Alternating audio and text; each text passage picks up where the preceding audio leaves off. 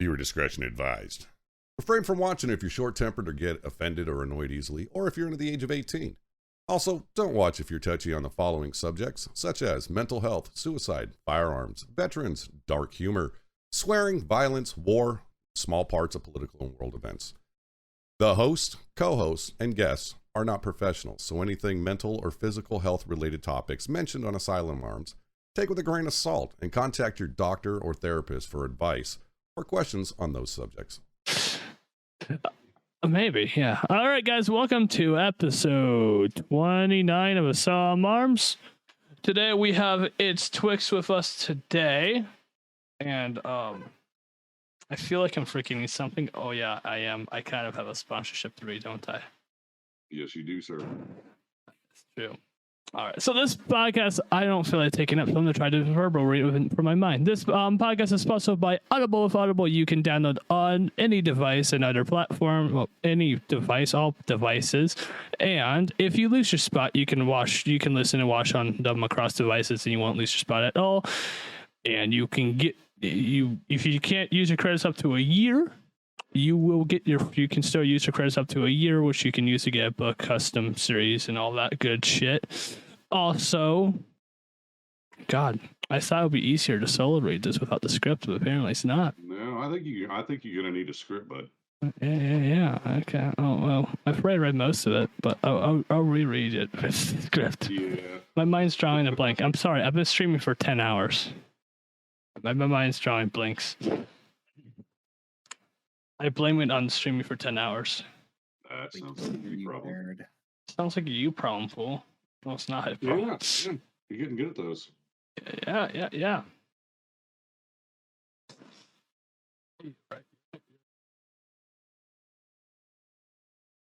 You got it up? Almost. That sounded wrong. I'm sorry.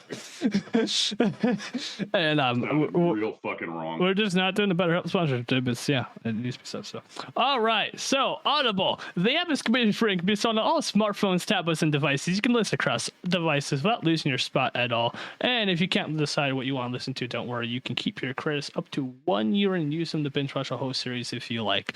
Also, with Audible, if you use our link to show sometime in our Twitch chat, if you use that link, you can get a 30-day free trial, and you get to read free ebooks, and you get to support the podcast as well at the same time. There's the sponsorship. It was half-assed this time around, but I don't care.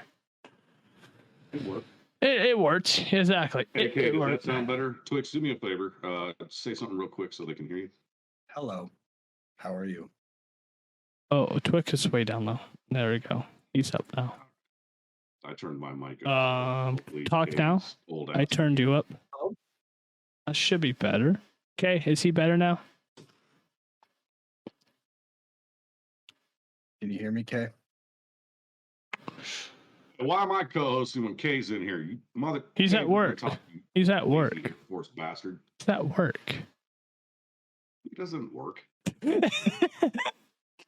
Sucker sits at home all day and does nothing. He's so full of shit. All right. Anyways, so how are we doing today, Twiks? Yeah, how are we doing? So you are our first non-content creator guest. Congratulations, sir. Appreciate it. Yep. Would you mind telling us? Mind telling us on what you did in the Army? I was a field artillery officer. What I actually did was a whole lot of nothing. I had some fun times. I had your average wild military shenanigans, but I spent the first year of my time in the Army in schools in TRADOC. I had basic training, officer candidate school, and then 6 months for artillery BOLIC. Okay, I have him all the way turned up. He can't go any louder. He's fully turned up on the mixer and fully turned up in Discord. Like, he can't go any higher. This is a K, bro. Let me turn on one of the panels and I can hear it. So I can't get him up any higher. Hopefully it doesn't bleed in. So with artillery, how long was your school and where was it at? Artillery BOLIC was 6 months in Fort Sill, Oklahoma. For Silly Oklahoma. That's a base I haven't heard of. I've heard of a good bit of bases from this podcast, but that's a new one. Yeah, no, I can hear him through the Okay. panel, so everything's good. What was your best experience on that base? Like, did you have any good experiences on that base? Bad ones? What did you think of it for being your first place? The Army base, there's bad ones. Well, that's fair. But because I was an officer at that point, I lived off post. I had an apartment off post. You may see some of the Legos behind me. I'm a bit of a nerd, so if I didn't have homework to do, I was either at the movie theater or at home watching movies or gaming. That's fair. I think let's see, if we say 6 months would be 24 weeks. In 24 weeks, I probably did the Harry Potter marathon at my apartment like 16 times. Good Lord. What's your favorite Harry Potter movie?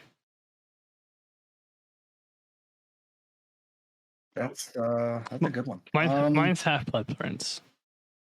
Mine would probably have to be Half-Blood Prince. I was thinking of Order of the Phoenix, and then I remember I enjoyed Prisoner. That's a good one too. True. Yeah. Have you seen the newer movie that came out? Chat, my old ass has seen. Isn't there a new one? Wasn't there a new one that came out, or is it coming out next year? Yes, It's coming out. Or are you talking about a different one? I don't know. There's supposedly one that's coming out that's about his kids. I saw a trailer about a Harry Potter movie that's coming out. Oh, right. Okay. I have no idea if this came out or not. I don't pay attention. No, that hasn't come out yet. But I thought you were talking about the Fantastic Beasts, the third installation. Oh, I have not seen that one yet. That's still one movie I haven't seen. I have that. The Fantastic Beasts would be like right here. That's sitting right there. That's the one I have not. Alphabetical. It is alphabetical. So I gotta ask, as retired singer, and what are some of the challenges, or actually not even challenges? What are some of the misunderstood aspects that, especially the enlisted? We all think you guys are lazy as fuck, and all this other shit. What are really some misconceptions that the enlisted don't understand that the officers have to go through?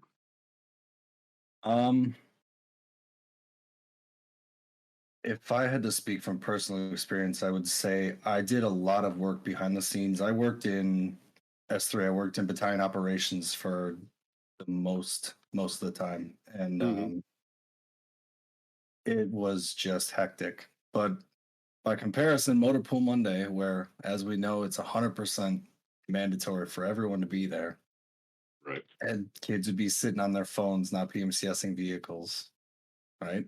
Or when, because I was field artillery, when I worked with the observers, our FIST annex, our building that we had all the observer parties in. Check my Gooks real quick. Keep talking. Sometimes they'd have me put kids on different training. I brought them out for land nav and that kind of stuff, or just practice. But otherwise, they'd be sitting on their phones all day, every day. Gotcha. That's what taxpayer dollars go to. Absolutely. I mean, I don't know how many times I've had to sweep a fucking gravel yard for no fucking reason. I think it was kind of funny though, because I'm actually gonna clip what you were saying earlier about you would go back to your apartment and play video games and this, that, and the other. I'm gonna send that to one of my former officers who used to always tell me that when he was on work, or when he got off of work, he went home and he was still working. I know he's full of shit. I knew he was full of shit then. Now I've got proof. That was when I was in school. That was when I was in Bolick. And when my homework was done, I was gaming or watching movies. Yeah. Absolutely. Once I got to my unit, it was one of those things where I seemed to be the guy that was called a lot. Some dumb shit went down. We need somebody to go pick up the soldier, and I'm like, nope. What's the dumbest shit you've heard or seen? No, go find your fucking junior E5 to go pick up that piece of shit and do something with him. Yeah, it's like, have you talked to your first line? No. Why are you calling me? Yep. So what's the dumbest shit you've heard then? Yeah, dude, he said too. Oh God. if I had a top 10 list. Top 10 list. No, there were times where people would drink and drive and end up somewhere that they're definitely not allowed to be, let alone the drinking and driving. But we had someone go through the motor pool gate, and coincidentally, they were missing wheel chocks and cones. I think random shit just happened to be missing. So I was like, unrelated. Check his there. Please. Find out if he has family in the area. Go check that as well. Yes. Jesus Christ. Yeah, I was in Army. I was I'm a retired Navy Seabee, so we like to do a lot of illegal shit. Yeah. And while deployed, we stole a Humvee from the Army because we needed parts. And instead of stealing the parts, we stole the whole Humvee and brought it back to Virginia with us. Like 2 weeks later, it was gone. It was no longer in the yard at all. Nobody knew where the hell it went. 5 years later, we found out that fucking our senior chief, when he retired, went and took the fucking Humvee and drove it to fucking West Virginia where he lived. And it was sitting in his fucking farm. So he basically stole and kept the Humvee as a retirement gift. Yeah, but we couldn't charge him with it because it wasn't ours. So it's basically his retirement gift was a Humvee. Essentially, is what you're saying. Yeah. I mean, it was funny too because he waited until 5 years afterward, and then he sent us a picture of him sitting on the Humvee in his fucking, in his property with a big Whiskey smile. And cigar and a steak. Yeah. Oh, yeah. A bottle of whiskey. I mean, you name it. I'm sorry. I don't think I could. I don't think I could wait the 5 years to do that. You really want to. He played the long. Oh, true.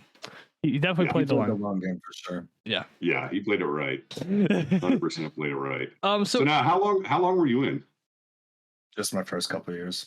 Well, I know this sound incredibly surprising, but the unit dynamic was not entirely friendly, and I didn't want to hang out with that anymore anyway. That's fair. I don't blame you.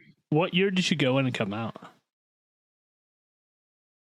Early 18, late 20. Oh, so recent. I got out early. My back's a little fucked up. That's one thing. I'm actually, I think I can say this without giving details. I'm actually pursuing a case against the DOD. Ooh. Okay. To look for a medical discharge, or medical retirement that should have happened. Pool house one. Yeah, I was officially told at the end of my career that you, according to the Navy, you were too broken for continued service. I was like, well, I was. It's whatever. It happens. I mean, you have a metal leg now, so. Shut up. Don't worry. Before you die, we will be turned into a I am an 80% titanium mid-thigh to mid-shin on my left leg. Yeah, don't worry. Big deal. I'm not a fucking pacemaker put in my chest. Whatever. I've seen the X-rays of your leg. It's badass. I'm not gonna lie. No. What's fun is when you go in to get your MRI, your X-ray on your leg, and the first thing you hear from the technician is, "What the fuck?" You just gotta look up, and be like, "Hey, we're good." Just sir, you got a small issue here. Fuck is this? Well, when they did I failed to mention titanium. Yeah, no, it's fun going through government buildings with their metal detectors. Boop, boop. Oh yeah, I go through and they're like, "Sir, do you have something in your leg?" You have no fucking clue. Do you so airport, you don't really go to airports, do you? I try not to, but yes, it will set it off because I have a stainless steel rod going completely through the center of my leg. Airports, do they try to bomb check you, or how do they do things with airport stuff? They run a scanner over my leg, and then I usually just hand them my phone with a picture of what my leg looks like, and they're just kind of like, "Oh, that's a lot of work." Thank you for the raid, Brain Pong. But I ask this every episode. What is your favorite and least favorite MRE? Sorry, I got stuck on Wrathful Remy's comment. What's up, dick bags? That's normal. That's a normal Remy thing. You know what? Let's see. Favorite MRE. He was Breakfast would officer. be- I still got the same MREs. Yeah, This he got ad that is steak super and bright, lobster by the way. fucking MRI. Yeah, that got Ugh. flashbang. Hey, we're back. The hell's it called? A maple pork patty, maple sausage, something.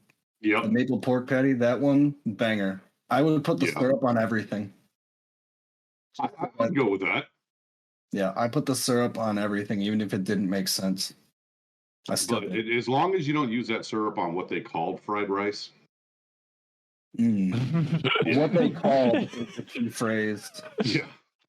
Would you like to explain this And you know what? texture of fried rice and military ideals? Can't. There's no way to describe it. There are no words. But you know what? Here's a hot take. Not a fan of Chili Mac. Really? Okay, that's gonna do it for the podcast this evening. This guy For your is a time, fraud. everyone. No, I'm kidding. Thank You you know, for your time, everyone. you know, you didn't say. You didn't say. Let me clarify. Not that I didn't like it at all. I do not think it is the greatest thing to have been in existence, like everyone else seems to. You know, it's okay as long as you don't say veggie omelet is your favorite. That's like the one. Doesn't even- That's like that's like the banned thing to Ooh. say. And if you ever say it, I'm gonna question your existence. What's another one that's just absolute shit that you want to be so good and it's definitely not? I hear there's a lot of them. What was it? There's I a could go to the garage and tell you. Paul has a shit ton of them the already.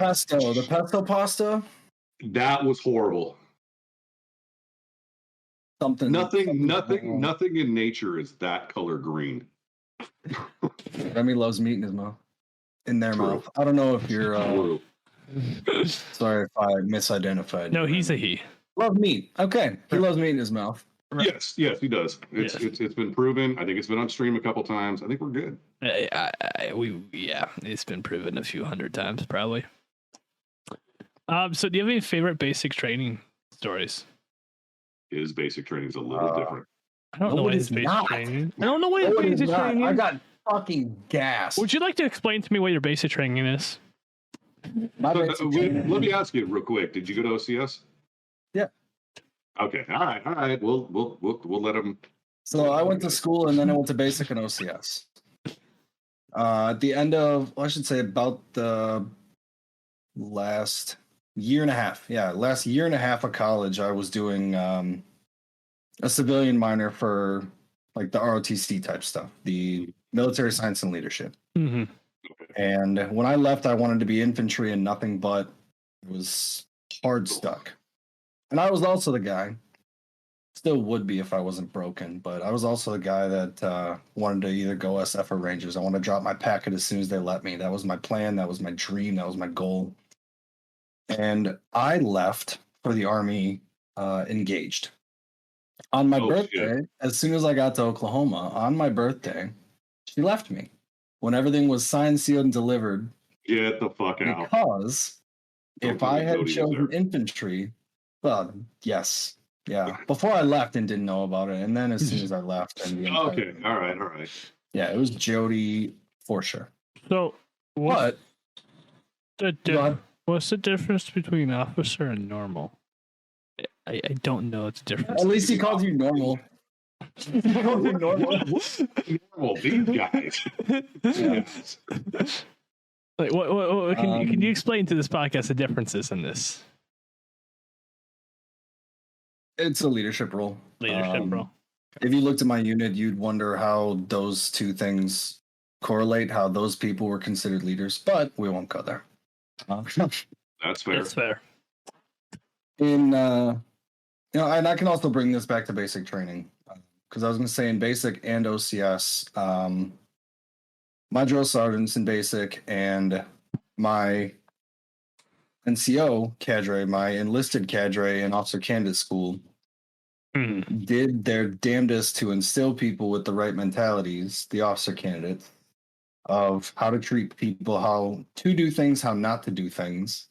Right. Yeah. And, they truly wanted to build your success. And I listened and I did those things. And I was the only one. I took care of soldiers and I treated them like human beings. Mm. And I got gas for it. I got absolutely fucking isolated and slaughtered for it because I took care of people. It's fucked up, right? Yeah. I mean, when I was going through, our tech school, our A school in the Navy, I was the oldest guy. I was fucking 32 when I was going through basic training. So when I got to A school, they were like, yeah, you're the fucking squad leader, blah, blah, blah, blah, blah. I'm like, yeah, whatever. So my first night, they called me in and they were like, we need you to pick somebody from your squad to stand watch from, balls to 0500. And I'm like, okay. And he's like, I'm gonna give you like 10 minutes to figure it out. I'll come back. You let me know. He comes back. He's like, who's it gonna be? I said, well, petty officer, it's gonna be me. And he's like, why the fuck would it be you? You're the squad leader. I said, why the fuck am I gonna make one of my troops do something that I haven't even fucking done yet? He just looked at me and was like, I might actually fucking like you. And he just walked away and I'm just like, fucking dick. Thanksgiving. Yeah, Thanksgiving 2019. Thanksgiving 2019 at my unit. I was going to be on staff duty, battalion staff duty. And in the battery that was picked or who was in line to have the staff duty requirements and the CQ, the barracks, one of the commanders had said, I don't know who it was, but one of the commanders had said NCOs will work, soldiers will not. I was like, that's what I've been talking about. I like that. Like, these soldiers want to take, either a pass or leave because they have family. Of course. And I mean, the NCOs do too, but you're a leader. All right. Yeah. Act like that. So before Kay goes freaking out about this question, did you ever do the duck walk, and what did you think of it? Oh my God, you brought up Kay's question. Before Kay freaks out and tells us the accent. Yes. Good old Meps. Everyone has to do the duck walk. Yeah. Everyone has to have some weird old white man stare into their chocolate starfish. Yep. That's going to be his next. Exactly. It's not the duck walk. He wants to know. All right. Did you have that pervert? He wants to know if an 82-year-old white man looked at my beehole. Yes. Yes. Yes, he did. I think not only is Kay bricked up like a motherfucker right now, but you made him the happiest man. He was also violated. 100% we were. Shut up, Kay. Yeah. The only thing is you keep bringing it up. You're not wrong. He does bring it up every episode. Just saying, Air Force. I mean, yeah, he's Air Force. Yeah. Yeah, it says enough. So now you spoke up. Exactly. Avoid it. Yeah, 100%. He was just pissed off because there was no dinner involved. Can we clip this entire scene, guys? Right. So you mentioned before that when you got done with your schooling and everything else like that, you would go back, you'd either watch movies, play games. What was kind of like your go-to escape game that you were playing at the time? At the time, I was back into Minecraft a bit and Rocket League. My buddy had got me into Rocket League before I left college, and I kind of mentioned before, I think it was before we were live, but I'm not good at video games. I play them like I would enjoy bowling because I'm bad. That's what I get out of it. See, I second. So I wasn't into I mean, I played Black Ops and Modern Warfare, the original ones on Xbox 360 when I was in school. Yeah, not good. Right. But I did not play them much. I guess the only other one at the time would have probably been like Grand Theft Auto. Mm. I played GTA 5 and I would play with cheats. I would just you were that guy. Things. Unlimited ammo, high jump, fast run, explode. I mean, unlimited ammo, explosive ammo, and I would do invincibility for 5 minutes at a time, and I'd reset it. Yeah, I would just run like that for a couple hours. You know, I Go to Fort Zancudo. Yep. I suck at video games, and I always say in my streams, don't look at me for good content, because I suck at fucking video games. No. Look at you for good content. Don't look at you for fucking even gaming advice. Yeah, good gameplay. But the bowling one I cannot relate to, because I did like 10 years of bowling leagues when I was younger, so I can't really relate to that one. Can't relate. Yeah, That's fair. His highest score was 65. We all know. Actually, no, my highest score is 300. It wasn't sanctioned. Where's your ring? I don't know what my high score. It wasn't in league, so yeah. Just by 200. I had a streak where I was starting to figure it out. Right. No, right now. So okay, so let me ask you: were you just like straight down the lane fucking bowler, or were you a hook? Oh, I curved it. Yeah. Okay. Yeah, I curved it. Once I started figuring it out, Yeah. I would know like where to start, like the length of The my exact strides, pacing. Yep. exactly what I had to do, and then it would just be like, nah, just kidding. Nah. would check too far. You thought. Bitches in the gutter. You thought. And gutter. Yeah. And 7-10 split. What the fuck just happened? Exactly. Fair. You watch it go the whole way, like, yeah, this is the one. 7-10. Yeah. So, all right. did you ever get? And that's when you just go, I'm going to the bar, dude. Just take it.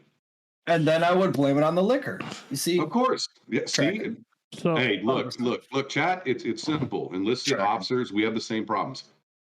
I might sound stupid for asking this question.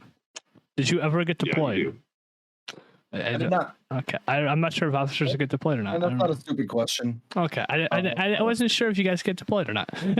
Yeah, the entire unit goes. Okay, yeah. Mhm. Yep. No, 100%. If the unit, the battalion, like for us, the battalion, if we got deployed, our officers were right there, even our skipper. Mhm. I can clarify why I didn't deploy. I was in. Maybe I shouldn't mention the unit. I was in a non-deploying unit because, drum roll please, war crimes. No. Back in about 2015, 2016.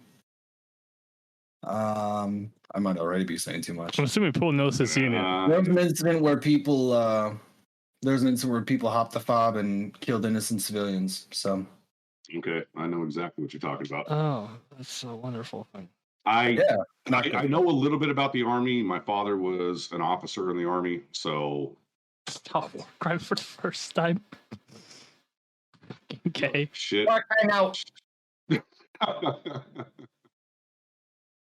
Fucking K, it's not a war crime the first time. Shut up. I said that to my brother. Oh, it was Kay that said that. You were reading that. Yeah. I thought you said that. I was proud. I love that. Yeah, no, I that's said that K. to my brother this morning.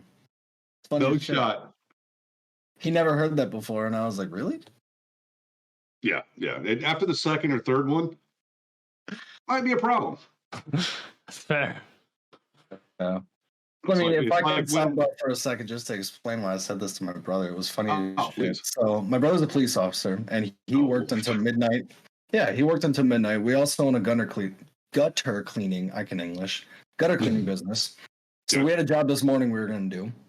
We're closing down for the season now. But my brother texted me at like 12:30 last night saying, if I don't wake up on time, just come slap me in the fucking tits or something. So I get to his house, I pull in the driveway, and I texted him, boy, you better be awake or consider your tits slapped. I walk upstairs, lights are off in the entire house. I was like, oh, he's going to fucking get it. And then he's like, I'm awake. I'm awake. I was like, I'm going to slap your fucking tits anyway. And he's like, nope, Geneva Convention says you can't. So I said, it's not a war crime the first time. Yep. Jesus Christ. It's like when we stole. Well, I mean, we stole a lot of shit, but the couple times where we quote unquote possibly got caught, and the other unit would be like, "Were you stealing that?" No. No, why would we? What were you doing? I was It was a tactical acquisition. Yep. Every fucking time. Like even our skipper was in on it one time with the Air Force. Exactly, Kay. We took something from the Air Force. Okay, so we took a Kalmar, but whatever. It's a $500,000 fucking piece of equipment. And yeah, their colonel came over to our skipper and was like, your guys fucking stole our Kalmar. And our skipper goes, they tactically acquired your shit, and walked off. And we were just like, I love this man. Toodles. Yep. I may or may not happen to have left my unit with one of said wheel chucks I was talking about earlier. Ah, you have those. It may or may not be in my garage right now. Mm. So You can't see it, but that box is resting on something that, yeah. Like, Hell everybody yeah. in the unit has to turn that in. I, on the other hand, made friends with Supply, and they were like, well, you never signed for it. Gotcha. I have a box of mags that I've always told people were my dad's. Yeah. Aren't those fun? Supply is cool. Supply, I will tell everybody in chat right now, and I guarantee you Twiks will say the same thing. One of the first friends you want to make is with Supply. Supply is your fucking greatest friend. Second one is medical. And I say that because they sent us through, combat lifesaver training, and they were like, so here's your IFAC. And I'm like, okay, what happens when I use everything? They're like, you shouldn't have to. I'm like, yeah, but I'm really taking this home. So what happens when I use everything?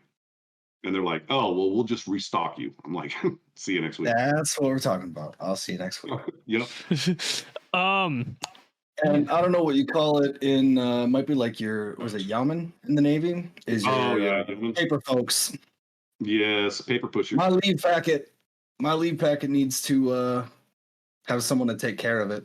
Needs to give it attention. Mm-hmm. When I have a battalion of 650 people, I'm close to my S1. Oh yeah. No, believe me, we have S1, we have S3 Charlies, we have all that same bullshit. We follow the same stuff. Oh yeah. So let me ask you, because I saw it happen a couple of times when I was in the Navy, and it was kind of interesting to me at the time, as a junior fucking CB. We would get our new butter bars in, and of course they came in with piss and vinegar and all these great ideas, and the first thing that their lieutenant, well, our lieutenant or whatever would look at them and go talk to the chief. Or, I know in the Army, they're like, hey, go talk to the fucking sergeant major before you come up with a fucking idea. Right. Is that real? I mean, like I said, I saw it on my side of the house. Is that something that was kind of like, your go-to?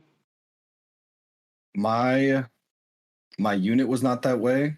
My way with everyone, kind of like I was saying before, with the people that would give me the right ideas and the wrong ideas. Right. The to-dos and the not to-dos. Or do not do's. Before I left, so in school, I actually worked for the campus police off and on. I gave them a year, and then I was off for a year, and then I gave them another year. And the campus chief is a Marine. Oh shit! And before I left, and the entire department was military. Oh, of course. Those guys were skull fuckers. Oh yeah, no, you got campus police that will fucking like clear buildings like you wouldn't believe. Those guys fucked. Yeah. But one of the things Chief told me was, you answered a gunny. You answered your sevens. Yep. Right, and I was like, okay. But for me, it was 5s, 6s, 7s, more 6s and 7s. We had the first sergeants. I was close with all of our first sergeants, for the most part. I shouldn't say close, but we had a good working relationship. Yeah. They knew that I was trying to be in the right place, right time, not be that guy, not be the LT that shows up like they think their shit don't stink. Yes. One thing I tried to pride myself on, one thing that I did pride myself on was, for example, when I work with observers, and this could have been the mechanics when we were looking at vehicles, this could have been any time, I would do my best to ask them to explain something to me, whether I knew the answer or not. Because that goes both ways. That explains and that, I guess, helps both sides. If I needed the answer, they had it. These kids were smart. I didn't underestimate the 3s and 4s. When if I had a question, they could answer it. But if I knew the answer, that would also allow them to feel good about themselves and saying, like, okay, I do know what I'm fucking doing. Yeah. Right?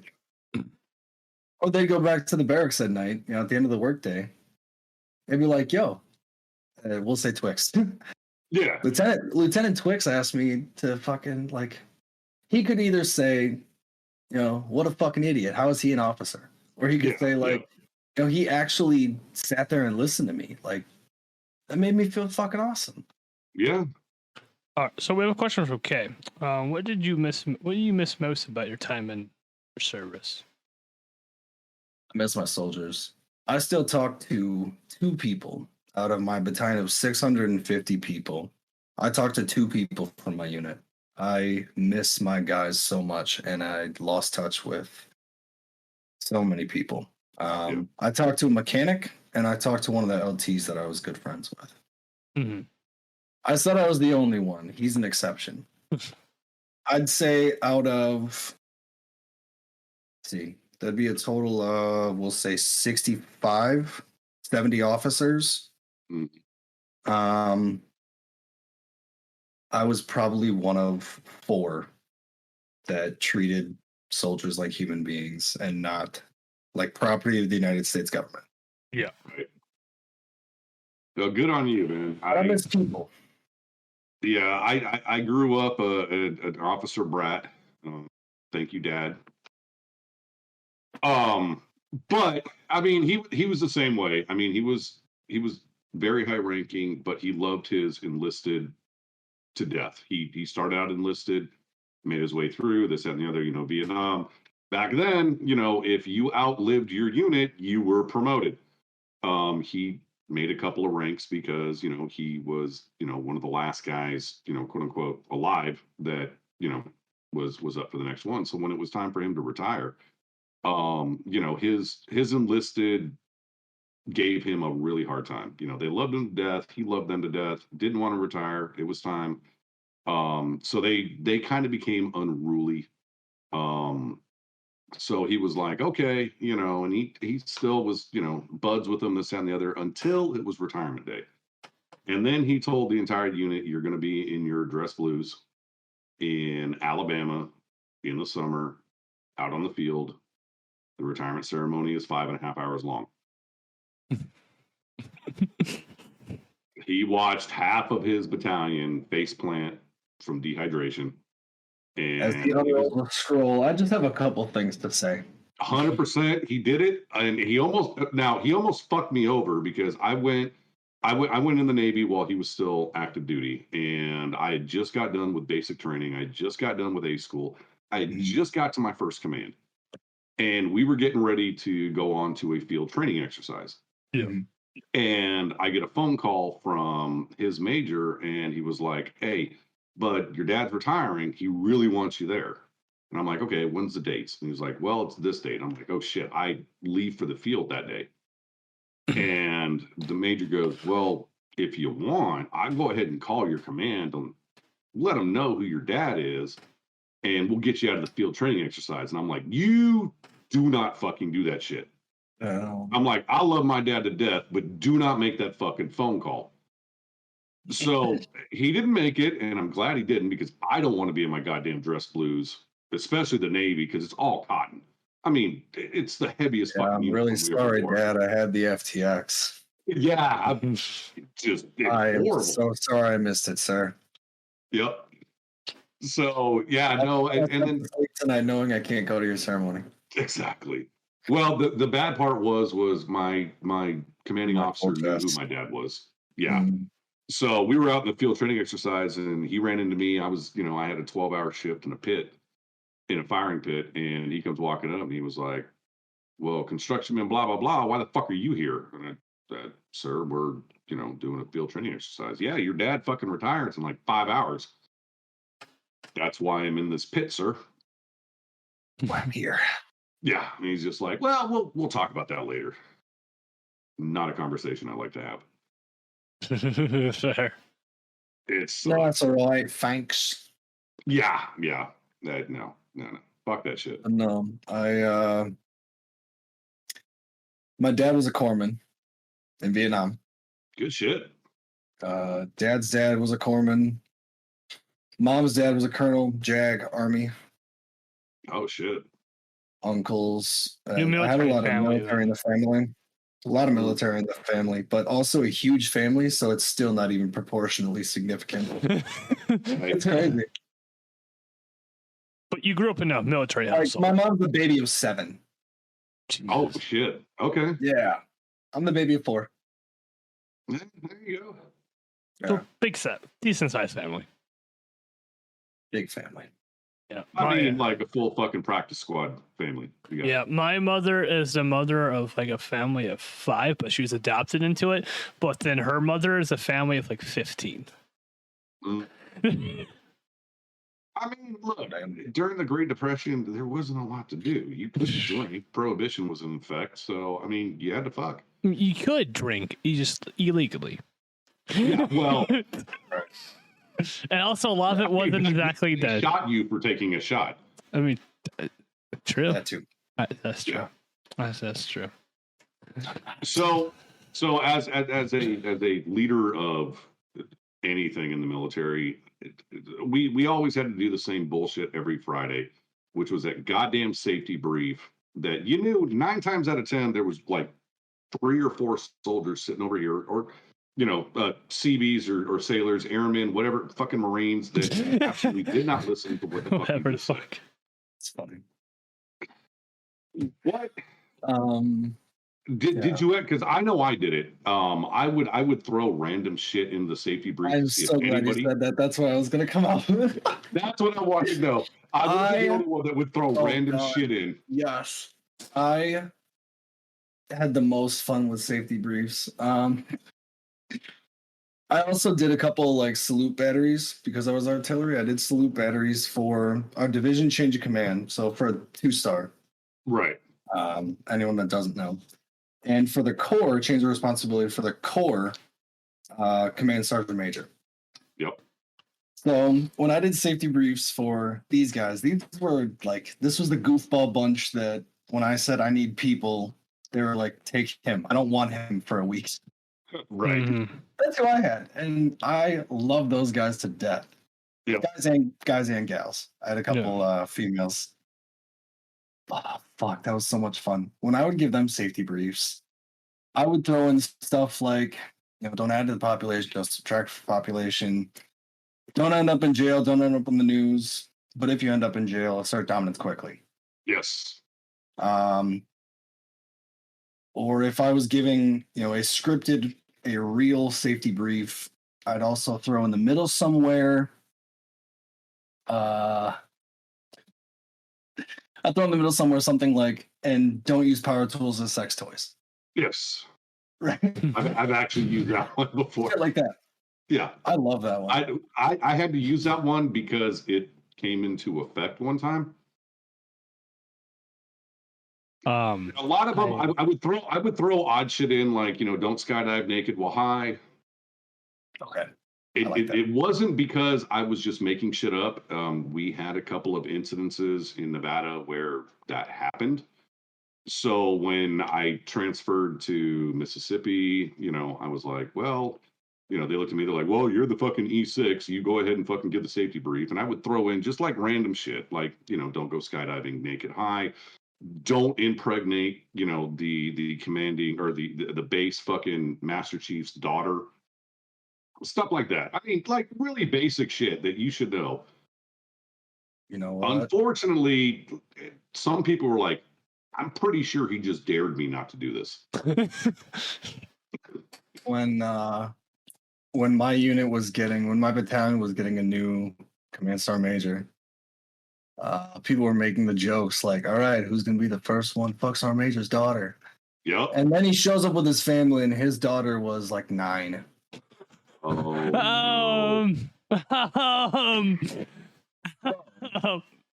when everyone starts looking at each other going, there were a couple conversations to be had.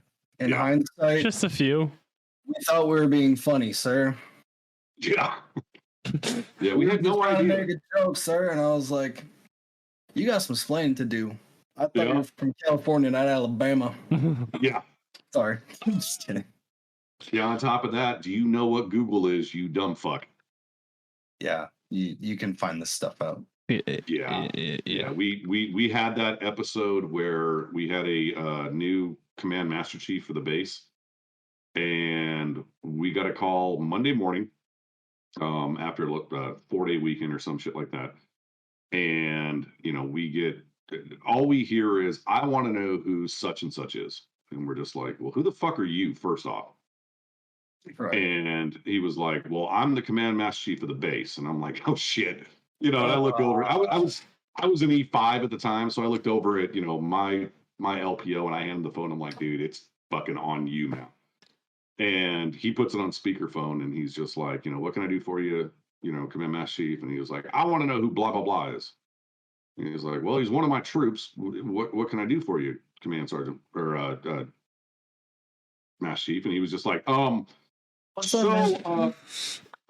got pictures of this particular person having sex with my daughter in the soccer field. Oh no! Oh no! No. Yeah, no, my LPO looked at me. He was just like, go get blah, blah, blah. And I'm like, no, I'm not going to do it. He was like, no, I'm telling you right now, go get him. So he was an E2, and I go get him. He'd been at the command for 3 months.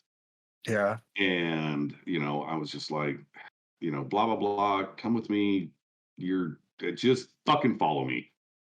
And I brought him into, the office, and now all of a sudden our CO, our XO, our command master chief, our master chiefs, all our senior chiefs, every chief in our fucking unit is standing in that room. Uh-huh. And they looked at me and they're like, blah, blah, blah, stand fast. I'm like, I you fucker. And they all looked at me, they're like, yeah, no, we get that. Just stand fast. Come to find out, he was drunk. She was underage. Oh.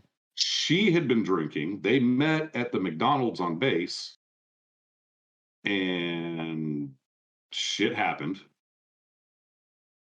Oh no. I would love to go into what the punishment was, but I don't ever. I'm so glad I'm fucking retired now. It was bad. One of my master chiefs grabbed a fucking fire extinguisher and was like, just put it on mute for a second. I'm going to throw this. He wanted to throw it at this particular CB that fucked up. And it was so bad. I'm going to guess the punishment was is not allowed in today's standards. Yeah, not likely. Big time, yeah. No, Paul. One of your stories brought up a topic that I think I remember correctly. Correct me if I'm wrong, but didn't a Coast Guard try to pull rank on you before? It wasn't that he wanted to pull rank on me. It was one of those ordeals where I was going through A school, so I was still an E2, and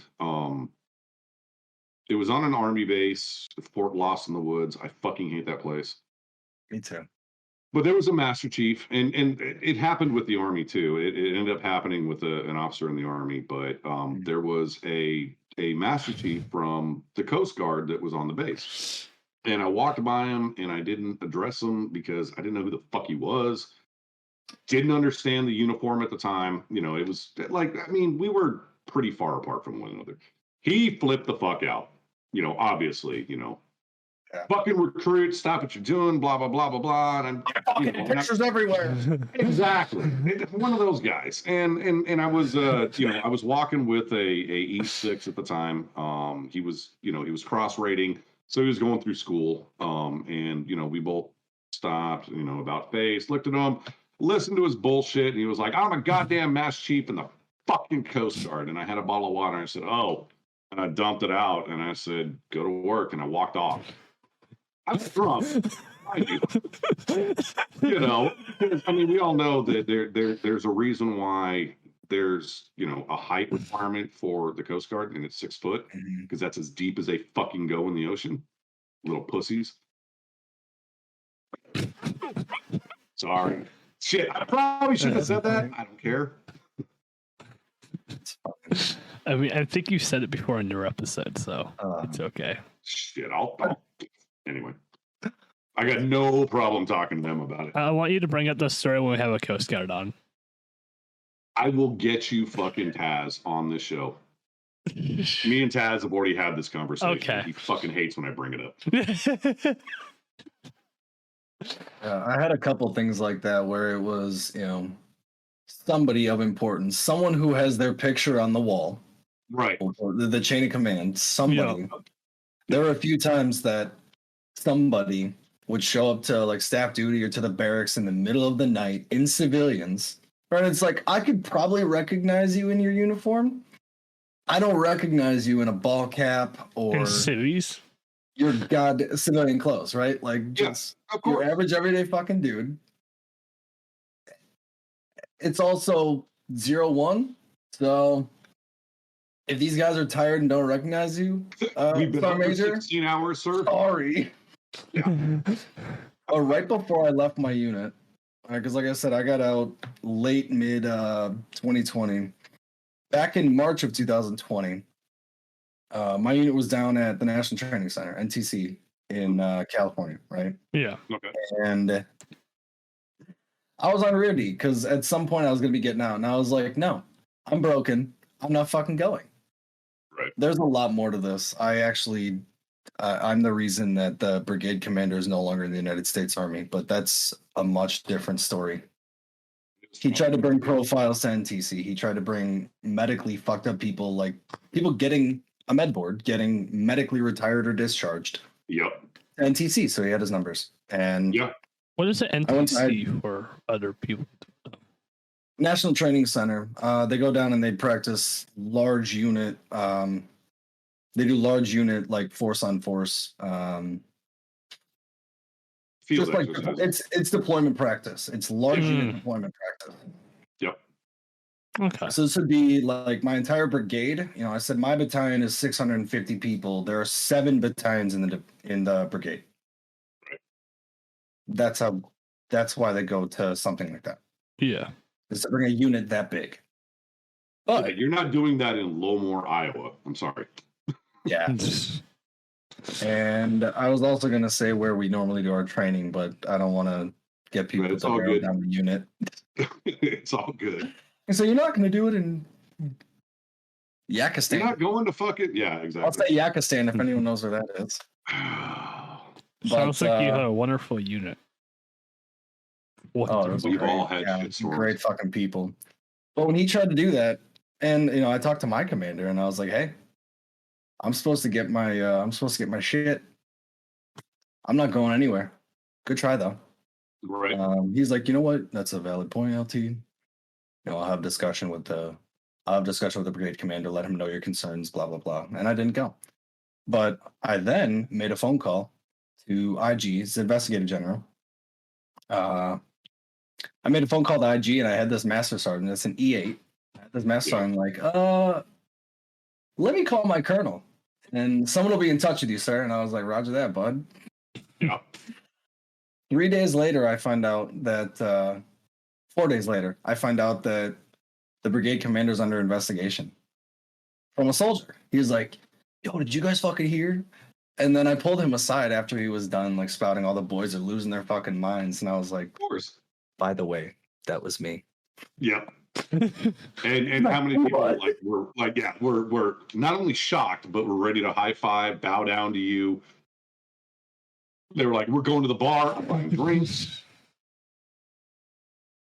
But he was like, hell yeah. Yeah. Mm-hmm. But I got off track of what I was trying to say with all this. So I was on the rear detachment for this NTC rotation. And like I said, that was March. And that's right when COVID kicked off and started going crazy. So they're all down there. And Sergeant Major is a goofy looking bald white dude, right? I know you've never seen one of those in the Army before. But It's like Sergeant Major was a 90% of the goofy Chiefs looking in the bald fucking Navy. white dude. Yep. And yeah. And no hate on people that like to bick their head every morning. Good for you. Good on you. Yeah. Do what you want to do. Fair. But my guys, my observers, look like this. 4 inches on the top. It's cut on the top of the ear, right? Yep. My guys look like this, especially when COVID kicked off and they couldn't get their haircuts because licensed professionals were told you will not operate. Yep. Regulations state that if a licensed professional is not made available, you can't mandate haircuts. Right. So my boys are having the time of their life. They get to let it go and nobody can tell them they can't. I got to know right now, how many fucking mullets were there? I don't know if anybody yanked a mullet when they came back. And I know a couple of my I spent some time away from work. They decided that I was not mission essential, and I stayed home. And this was awesome. This was one of the best parts, was not having to show up. Because I would text I would text another lieutenant in the morning. Mm-hmm. I'd text him at like 06 and say like, I'm still alive, basically. Right. Not verbatim at first, but then because I'm a jokester at heart, I would text him like LOL still alive. And one of the sixes who worked for me would say LOL same. He didn't like that, but fuck you gonna do about it? Exactly. So because Sergeant Major had this issue with people's hair, he called back to the acting commander, who was a first lieutenant, who's an 02. He called back and he's like bitching. It's on speakerphone. I'm in the office. He's bitching about this, saying like, "What the fuck am I gonna do? These guys won't fucking." And I all but verbatim recited the regulation stating that if there's not a licensed professional made available, right? Yep. And I finished by saying, "Well, Sergeant Major knows that." Oh. Right, just a passive aggressive little. But Sergeant Major knows that. Yeah. Here's a big fuck you. So they asked me to come in when they were going to have all the buses arriving, which was going to be like a 6-hour window from when the first one would get there to when the last one would probably get there. Mm-hmm. It was within that 6-hour window. I was hoping it would be closer, but they used the 6-hour window. So fuck it. And all these people are sweaty and dirty and tired. And I was doing my best to help everyone out, make sure accountability was taken so they could go back, shower, take care of what they need to. Yeah. Some of the like seniors' wives and stuff had gotten like toilet paper because that was crazy at that point in time. Right? Like they got some toilet paper, make sure that the soldiers had toilet paper when they came back. And I was like, what? Yeah, as long as they didn't get it from supply, because it was fucking sandpaper is what they got. Or one ply. That's what I'm saying. It was one ply, it would just crumble. It was one ply, and I mean, you're literally doing this for 5 hours, getting enough that you could wipe your ass. But this is where I'm outing myself with this story. This is one of the don't do's. Mm-hmm. And I was just not having it that day. I was ready to get out. I was already checked out long time ago. Right. Mm-hmm. At that point. And Sergeant Major sees me in the battalion headquarters down the hall. This is a long hall. It's a one long building, and we have offices that line the entire thing. And then you have the commander's office, the XO, S3, and the S1 shop at the very end. S1, S3 shops at the end. Right. So Sergeant Major's all the way down the hallway. But it's probably because I'm the only person on the footprint that has a clean haircut, because I cut my own hair at the time. Right. Like, I was the only one that wasn't bag of smashed ass. Sees me down the hallway and he's like, "Lieutenant Twiks." And I knew the voice, so I turned and I was like, "Uh-oh. You're my favorite person. Come here." Right? He comes down, and this man is, I mean, like, whiter than sour cream on normal circumstances. Right. Beet red.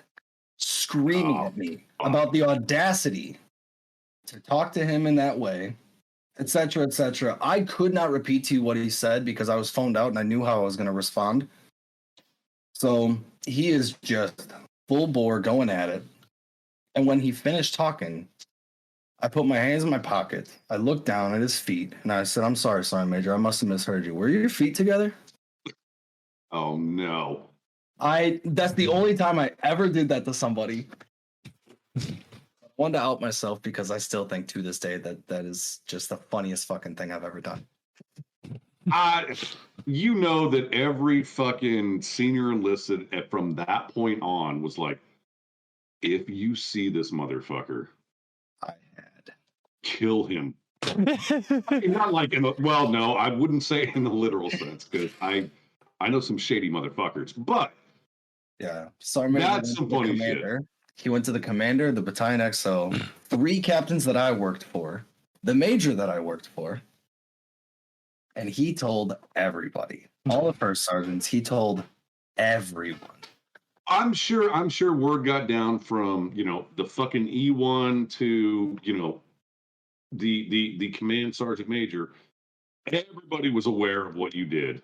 Yeah. And I mean, we had it happen on our side. There was an officer that stepped a little bit out of bounds because he and I'm not saying it's the same situation because obviously it's not, because what we went through was a butter bar with a chip on his shoulder that decided to talk shit to an E8 in front of all the troops and pull rank. Not a good idea, since there was a CW05 standing next to our E8, and it didn't turn out really well for him.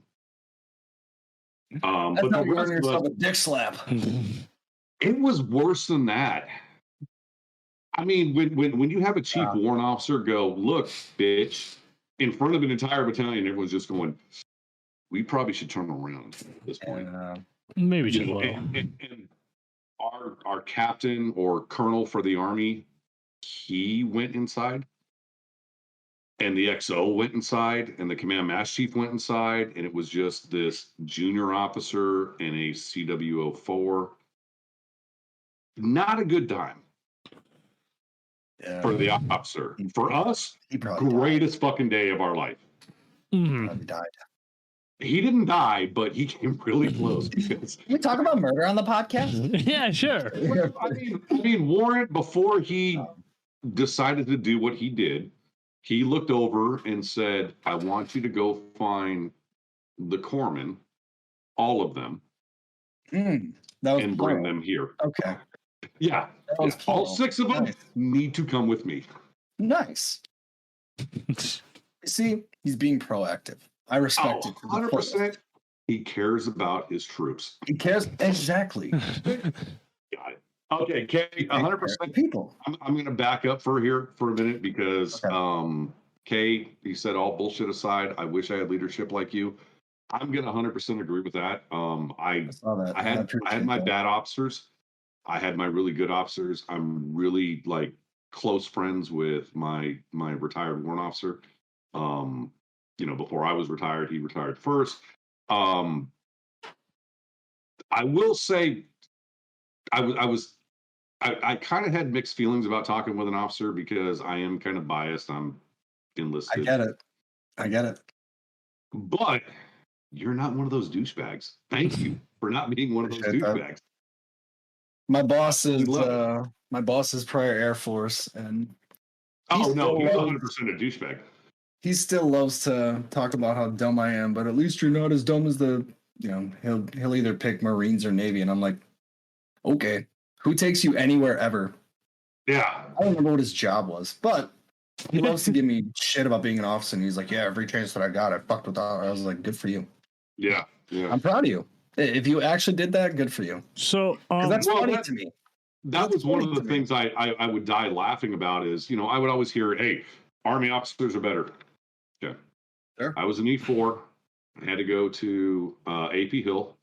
I had to go see 10th Mountain Division because I was helping them deploy because they didn't have a Hasdecker, so they didn't know actually how to get their equipment out of the country. So I showed up. I was an E4. I wear, at the time we were still in the Woodlands, so my rank was on my collar. It looks like a colonel. Our E4 looks like a colonel. So I'm walking through the parking lot.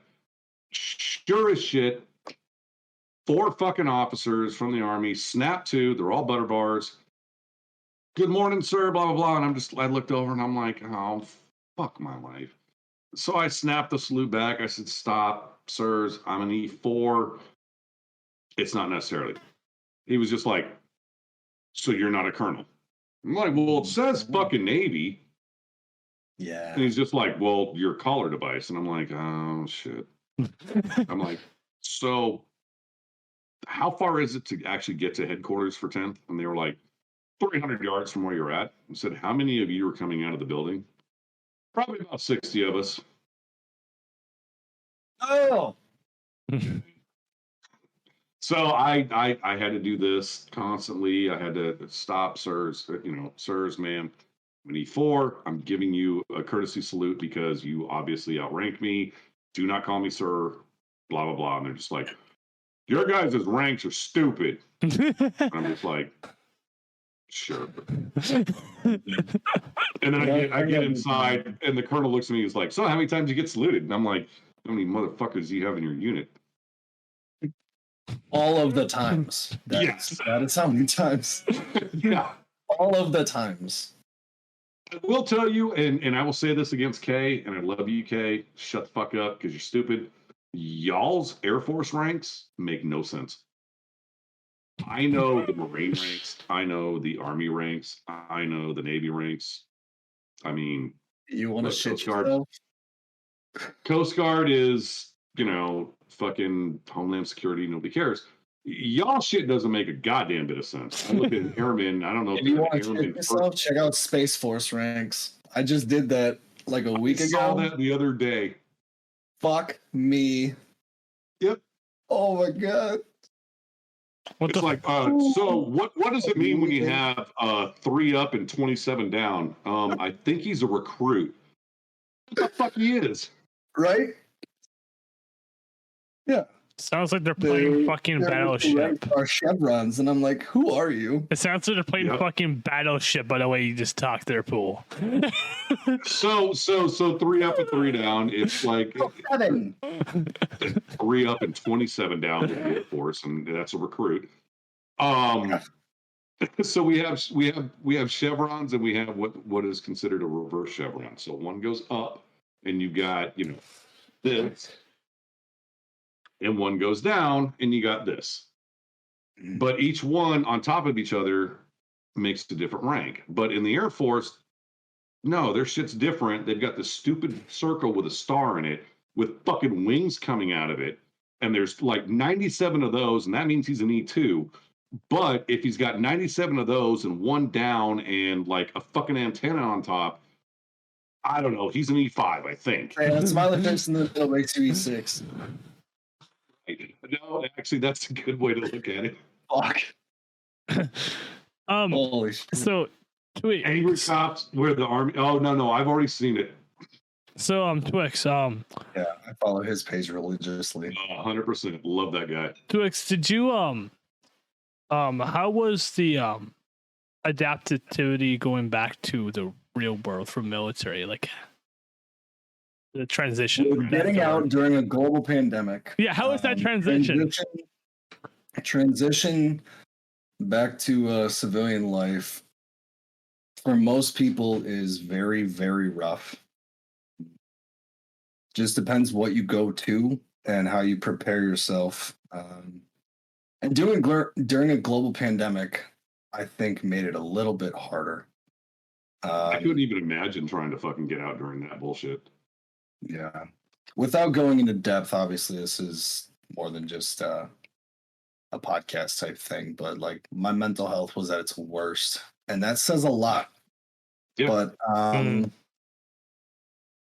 something that the Army does, I think most branches do it at this point. If they don't, what the fuck? But the Army has what they call SFL TAP, it's Soldier for Life Transition Assistance Program. Yeah, we have TAPs. Where you spend a week going through classes on how to apply for different, if you want to go to school, how to apply for jobs, create a resume. A lot of this, not to diminish value, I'm boosting the value of this by saying it's primarily, at least those portions are primarily for the 17 and 18-year-olds that went straight from high school to right, 100%. didn't have, there are exceptions, but didn't have full-time jobs, didn't have school, didn't have, some of those other experiences of being independent and having to take care of those things. Whereas me, I had full-time jobs, I went to school, I'm not saying I had a rough life, but I've had some You've had challenges. I was prepared. I was prepared for being a big boy. But there were a couple things that I did take from that, with boosting my ability to budget and actually pay attention to what's coming in and what's going out. Just little things like that. But when I got out, I was trying my damnedest to find a job. I've never been the kind, I'm not going to speak ill, it is what it is. I've never been the kind to be on welfare or on unemployment or anything like that. And after a month and a half of not getting a job, I finally got employment. Right. Yeah. And I was living with my parents. I think I lived with my parents for like 4 months when I got out of the Army. And it felt like forever, but when I look back at it, it wasn't as bad as I thought. I think I was just stuck in a loop. With a lot of things. But once I got a job, started saving up the money, because I lost all my money trying to get home. It was hell. I sold one of my motorcycles to get home. Oh no. I sold one of my motorcycles to get home. And there was also a shit relationship at the time. Was it like a high-end motorcycle, or what kind are we talking? No, it was a Ninja. My other bike is a 93 Heritage Softail that used to be my dad's. So that'll never be gone. I was going to say, I would sell everything I owned before I went with that one. Yeah. Yeah. I would sell organs. Hey, 15 grand for a nut. I'm just saying. I would sell organs that you need to live before I sold the Harley. Hey, I'm just saying. That's true. This is true. $55K for a fucking liver. Hey, it's okay. So mine's probably dead. Every 6 months you can cut your liver in half. Every 6 months your liver regenerates back to full. With that, I'll be right back. I'm grabbing a scalpel. Hey, I actually want to address those last couple of comments just to clarify. The first one with being drowned in booze for a while. I had my moments. I had some times like that. I didn't get stuck in it, thankfully. I hope you're able to get a grasp on that. And Kay's good. I know that's hard. Kay's good now. There's a ton of us. There's a ton of us that will show up at his house and make him eat the most disgusting things just to make him pay for it. Me and Paul being two of them. Right. But 100% correct. There's nothing wrong with getting a helping hand. That's why I say I didn't want it to sound like I'm speaking ill on someone that needs something like that. There's nothing wrong with that. I always had a reservation with it. I always had some type of perspective that I didn't want to end up there. I think is more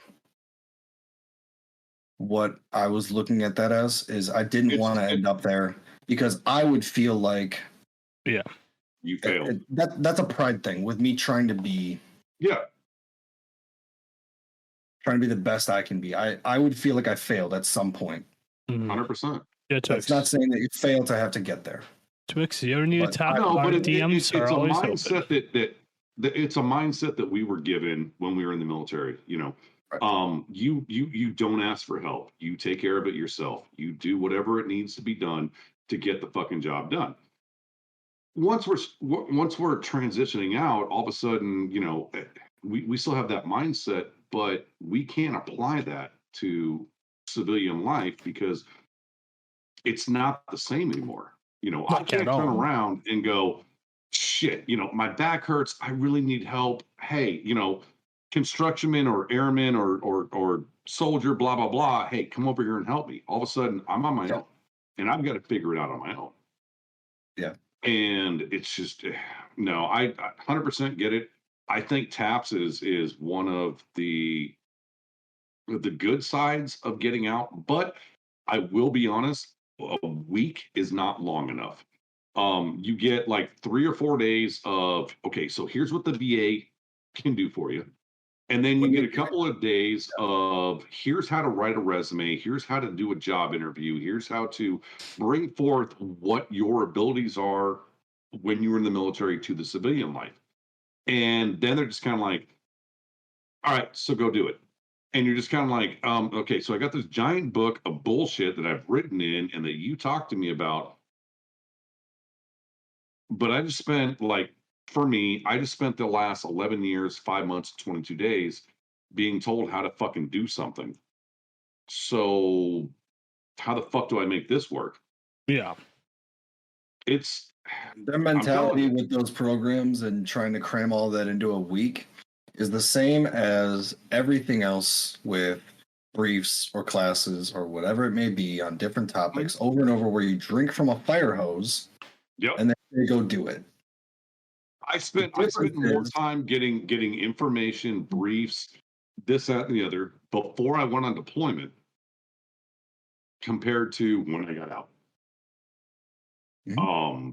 You know, I knew where my enemy was. I knew what our mission was. I knew where my forward operating base was. I knew where our supply chain came from. I knew when and where a plane would touch down, drop off fucking ammunition, beans, band-aids, and everything else for my troops. Right.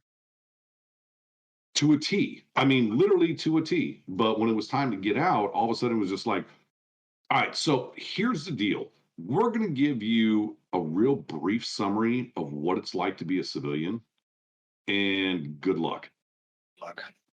Yeah. And what you said before is exactly the difference, where the difference is they look at it like they've been doing this the whole time. We can make them drink from a fire hose and they'll retain it.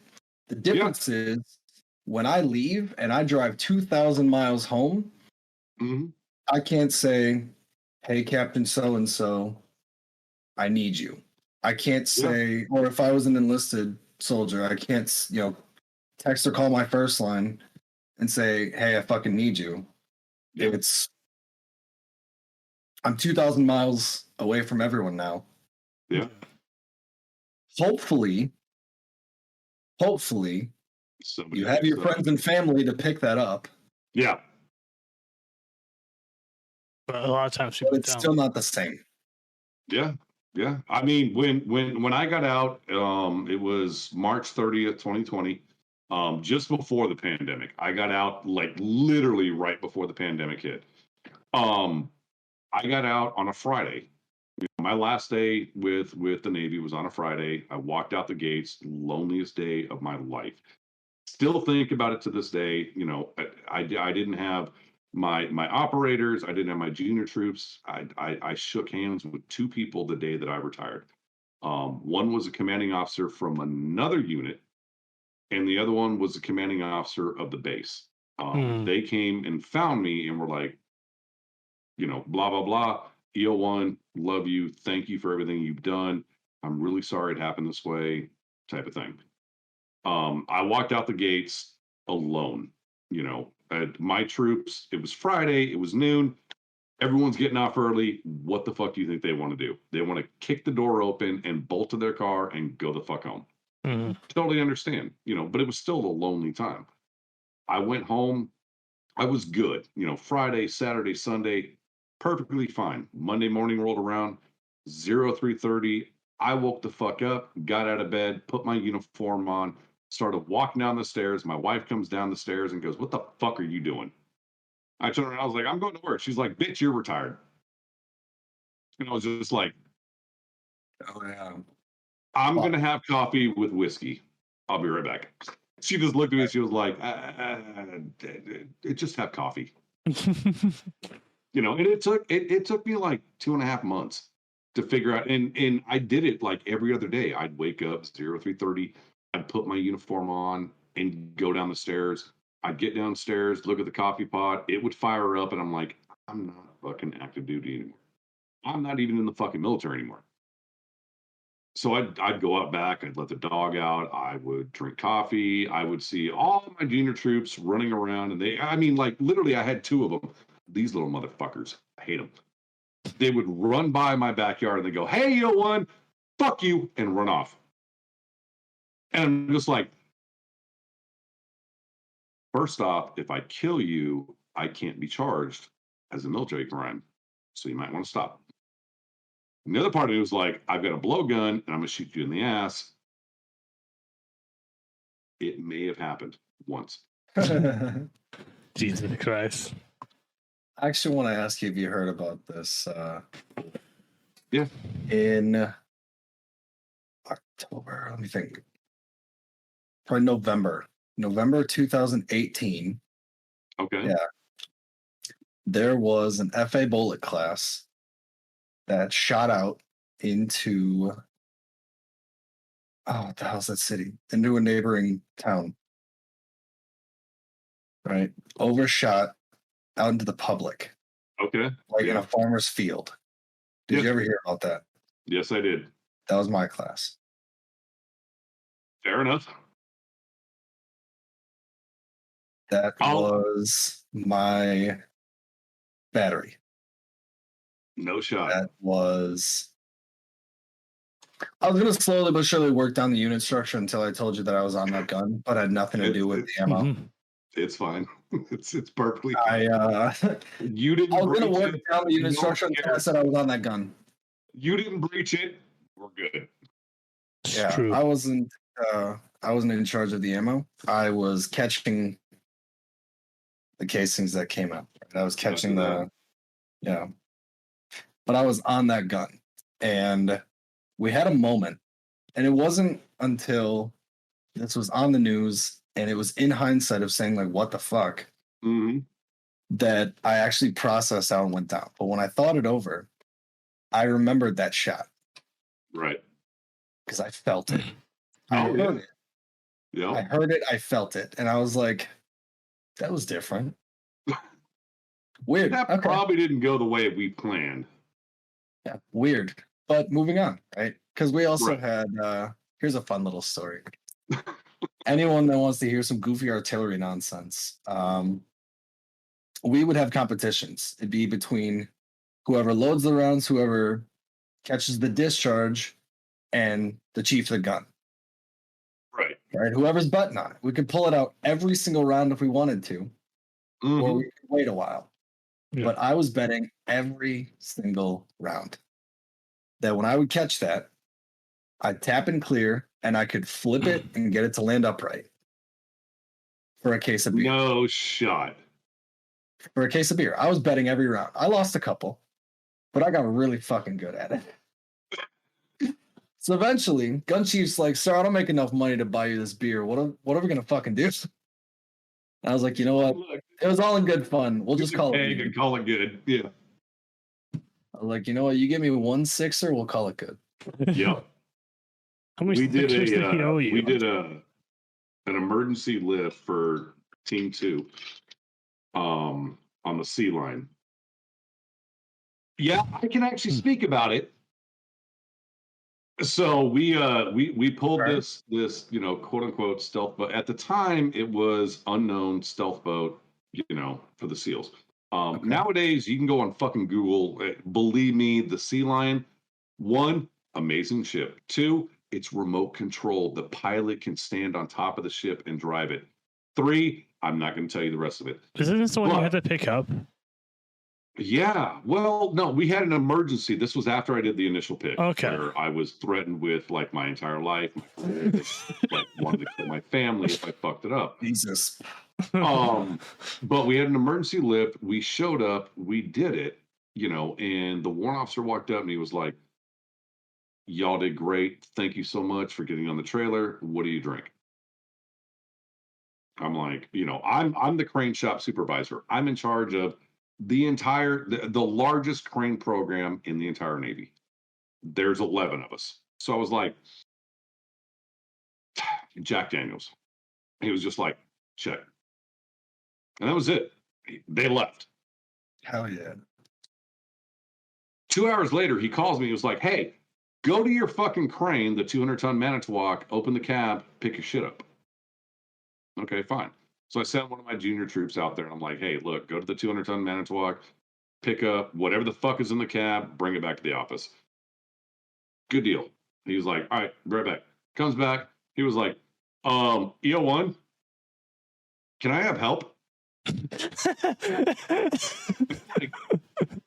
dude, I told you to go pick up a bottle of liquor. He was like, I need help. And I'm like, all right. So I looked over at a couple of another, like another E6, another E5, whatever. And it's just like, hey, just go fucking help. Go humor him.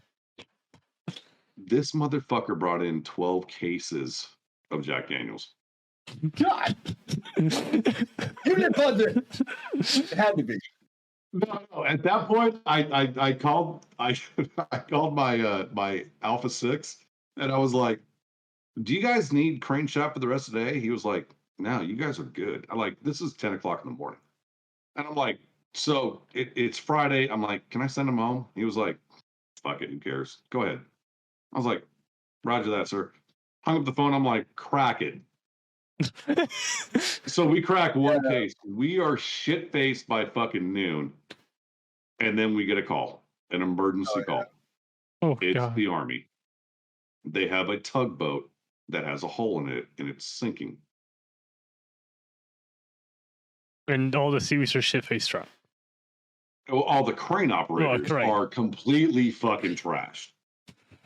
So Command Master Chief calls, and he was just like, hey, EO1, we need this boat out of the water. And I'm just like, so, sir. It's like, when the fuck did you guys start drinking? Like, probably about 11 o'clock. He was like 10:01. He looked at me, he actually showed up at the shop. He looked at me, he was like, let me ask you something. Is equipment operator 3rd class blah blah blah here? And I said, yeah, he is. He was like, okay, we all know he's been operating for the last 6 years drunk out of his mind. And I'm like, shit, you know about that? He was like, oh yeah, no, everyone knows. I was like, okay. He was like, let's get the boat out of the water. And I was like, fine. So I look over at, EO3, and I'm like, hey, look, you're the operator. You're the only operator. And he looks at me and was like, well, who's holding the taglines? And I'm like fucking 15 drunk ass motherfuckers that can't stand. And he was like, cool, let's do it. So we pull this boat. Oh yeah, 100%. We pull the boat out of the water. We have to wait for a second for the water to drain out because obviously there's going to be a fucking weight differential, this, that, and the other. But there's like 7 of us holding these taglines. One, we can barely stand. We're drunk as shit. Number 2, Wes. Fuck it, I'll say it. Wes, he's dead. I love you, Will. Wes is dead, but he swings the crane at full speed. Because you think it's funny as shit. Because now all of a sudden there's 7 people sliding across fucking gravel, holding a line, trying to keep this boat in position. Meanwhile, there's an entire fucking Army unit standing there with, I think it was like 3 officers on deck. Their jaws are on the ground like, why the fuck did these guys pull our boat out of the water? we got all said and done. We got it in the cradle. Their fucking Army Corps of Engineers showed up. They started patching the thing, this, that, and the other. The commanding officer of that particular unit walked up and he was like, how fucking drunk are you? And I looked at him and I was like, well, you're either a butter bar or the president. And he goes, close enough. I think we're good. And he hands me a fucking challenge coin. I don't know why. But he gave me a challenge coin. And that look says it all. He gave me a challenge coin, walks out of the office, and they all leave. And I'm just sitting there, and I'm holding this. In one of these days, I'll tell you what. We'll go into a Discord call. I'll show you the fucking thing. You need to show me your challenge coins. It's like literally that big. It's the size It's stupid. It was a fucking coaster, and I used it as one. Hell yeah. I'm telling you, I mean, like some of the most shady shit happens in the military, and it's funny because one, we get away with a lot of shit. Two, Yeah. you said it best earlier. I mean, like if civilians really knew what we get paid for, it is so fucking dumb. I've swept, I've mopped a fucking parking lot while it was raining because I was in trouble. Yeah. That Yeah, doesn't we had to work. mop the rain in basic. That was fun. Yeah. I sent a junior troop out onto a beach where I buried a tennis ball where I wrote on it military bearing. I buried it in the sand. I told him to go to Anzio Beach and find his military bearing. He was out there for 4.5 hours. Never found his military bearing until I dug it up, handed it to him, and he goes, "What's that mean?" Because he was an E1 talking shit to an E6. Mm. Yeah. And then we had, at the time, we had Connex counselings. Those were the fun ones. For those of you that weren't in the military, they never fucking happened. Go ask a tree if he was stupid. Yes. No, we've done that one. 100% So, we've done that you one. guys, this is things you guys get to learn on All Asylum samples on the vehicles? This is the stuff you get to learn on Asylum Arms, guys. You get to learn the real things about military and Asylum. Exhaust samples on fucking Humvees. Those are fun. The keys? Go find me the keys for Humvee Yep. Bravo 62. Yep. Done that one. For us, we had equipment operators, EOs, we had CMs, which are mechanics. So the new guy, the EO would show up and we're just like, hey, go over to building blah, blah, blah, ask him for a CM punch. He'd walk in, to the CM1 and be like, I'm looking for a CM punch. Okay, look at his rank, look at his rate. He was a CM. He decked him right there on the spot. And then he'd come back to us and he's just like, so some asshole punched me. So you got to CM punch. And they're like, so what do we do now? Go to blah, blah, blah, and go ask for your ID 10T form so you can complain about it. All of a sudden, they come back ID from the Alpha 6. 10T, I never knew that one. Fuck, I wish I had that. And they come back from the Alpha 6 and be like, I've got a paper that says idiot. So, congratulations, idiot. Here's an artillery one. I like this one. I used it because my buddy I've got somebody at the door. I'm sorry. Oh, God. After the story, we're going to end the podcast. It's right over schedule. He disappeared into darkness. There's an artillery one. One of my buddies is in the National Guard. He's still in. He's artillery. And holy shit, this is funny. So he had someone do a boom test. I was like, what's a boom test? They would go to the end of the cannon. And this was they said that they were like testing reverberation or something like that. If you shout boom in the end of the cannon. Yeah. They had fake tools that they were going to test the reverberation with. Right. So like if I took my vape and I was holding this in the end of the cannon, waiting for him to shout boom, and be like, give me another one. One more.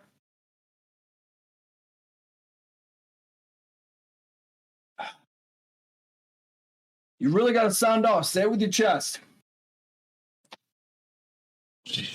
That was some kid shouting boom in the end of a cannon for 5 minutes. I wanted to see it happen. I made it happen. And prior to that, I don't know if I ever laughed harder in my life. Jesus Christ. Holy shit. Oh, God, that guy. Uh-oh. You ruined my overlays, you asshole. Oh, shut up. So it's okay. We're ending stream soon, so it's okay. Oh, I just had someone at the door. I had to take care of it. I'm sorry. All right. Okay. So I guess we'll start wrapping this shit up. There's one question we haven't asked. Do you have any advice for someone that's wanting to go into the military? Oh, Say again? Do you have any advice for someone wanting to go into the military or army? Let's see if you have to ask that one. This is just going to be a forwarding answer, but if you want to go in and you have an idea of what you want to do your research. Look into what your job truly entails. Don't listen to your recruiter. If you can find it, don't listen to your recruiter. Recruiter's lie. 5. You know what? Just a quick little thing. In basic training, when we would march, we'd have to sing cadence, right? And there was one time where they just said, stay in formation and keep fucking walking. I'm not doing this. My drill was just not having it, right? So it was like, y'all can do whatever the fuck you want. Stay in formation and get from A to B. Roger that? Yep. So my buddies and I were making up songs. We were like doing parodies to songs. So that song, Because I Got High. Oh, no. We made up verses for Cause Recruiters Lie. I love it. I fucking love it. This morning had a PT test because recruiters lie. Yeah. Jesus Christ. Got a burning feeling in my chest because recruiters lie. No, I mean, if it's a burning. Now I bet my PFT, and I know why. I used to eat chips on the couch, but recruiters lie. All right, guys. If you see chips on the couch, the recruiter's been a recruiter way too fucking long. All right, guys. This has been the Sound Arms. I have like 30 minutes left of the stream, so I'm just gonna raid out now because I don't give a fuck. Fuck you guys. 100%, that's fair. You got up. I've streamed for 11.5 hours. Fuck you guys. I've got 3 monitors on fucking moderator, so I can't see shit right now. All right. So we're actually changing things up. Since this is not an official Sound Arms stream, I'm not gonna raid into it, but I'm actually gonna raid into one of my IRL friends' streams because why the fuck not? So we're raiding to one of my IRL friends. All right. Okay, I will say one thing, Twiks. Yes. If you need someone to run with on Modern Warfare, I'm here as well. 100%, I would love to run with you. We both would. I stream Modern Warfare quite a bit. I was trying to, so. He sucks at it. I do. You suck at it too. So I think we're good. Shut up. The only one that doesn't is fucking Mark. 19. Shut up, bitch. I'm 20. Fuck you. 28. Fuck you. Wait, you're how old? 28. I'm gonna go to the retirement home now. Fucking dick. I fucking love you, Paul. Getting 46, about to turn 47. Yeah. I was around when Captain Crunch